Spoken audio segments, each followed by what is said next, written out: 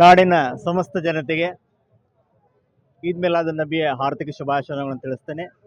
ಅಲ್ಲಾಹನ ಕೊನೆಯ ಪ್ರವಾದಿ, ಅಲ್ಲಾಹನ ಅಂತಿಮ ಸಂದೇಶವಾಹಕ, ಆಕಾಯ್ದೋ ಜಹಾಂ, ಸರ್ವರೆ ಕಾಯನಾತ್, ನೂರೆ ಮುಜಸ್ಸಿಮ್, ಮದನಿ ತಾಜ್ದಾರ್, दोनों जहां के सरदार, मालिक व मुख्तार, सैयदुल मुरसलीन, खातिमुन नबीन, रहमतुल्लिल आलमीन, ಅಹಮದ್ ಮುಜ್ತಬಾ ಮೊಹಮ್ಮದ್ ಮುಸ್ತಫಾ ಸಲ್ಲಲ್ಲಾಹು ತಾಲಾ ಅಲೈಹಿ ವಸಲ್ಲಂ ರವರ ಹುಟ್ಟುಹಬ್ಬವನ್ನು ಇಡೀ ವಿಶ್ವದಲ್ಲಿ ಇವತ್ತು ಶಾಂತಿಯ ದಿನವನ್ನಾಗಿ ಆಚರಿಸಲಾಗ್ತಾ ಇದೆ.